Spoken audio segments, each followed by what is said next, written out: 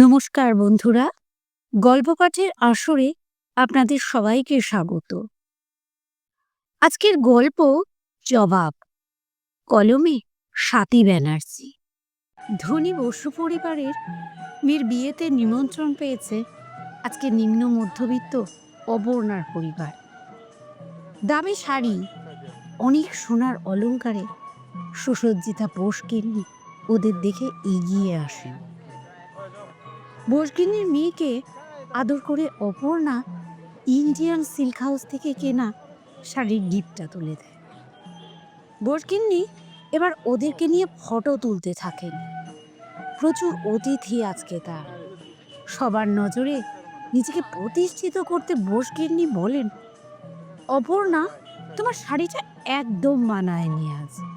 চাপা রং তোমার, এটা মনে রেখে শাড়ি চয়েস করবে তো। এ মা, সেই গলায় ইমিটেশন হার, তোমাকে একটাও সোনার হার নেই? অপর্ণা বলে, ছিল তো দু একটা, আসলে আমরা বাসে ট্রেনে চেপে এলাম এখানে, এখন যা দিনকাল। বসগিন্নি বললেন, সেই একবার গেলে তো তোমার আর হবে না, কি তাই তো? অপর্ণা মাথা নিচু করে। বসগিন্নি বলেই চলেন,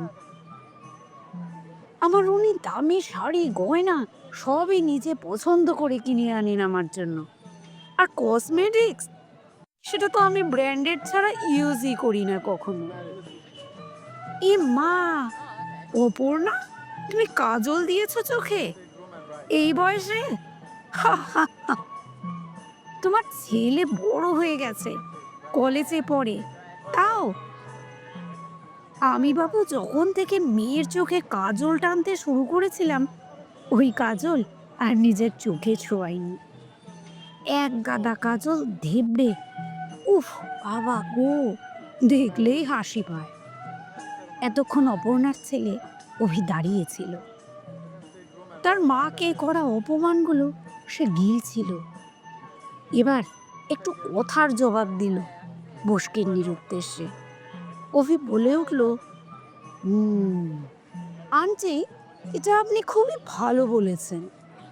সবার চোখে আবার কাজল মানায় না, যতই ফলস চোখের পাতা আর ব্র্যান্ডেড কসমেটিক্সও। আসলে আমার মার চোখে কাজল খুব সুন্দর লাগে। আমি চাই আমার মার সুন্দর চোখ কাজলে আরো সুন্দর হয়ে উঠুক। আর আমি জানি আপনি ছাড়া সবাই তাই বলবে।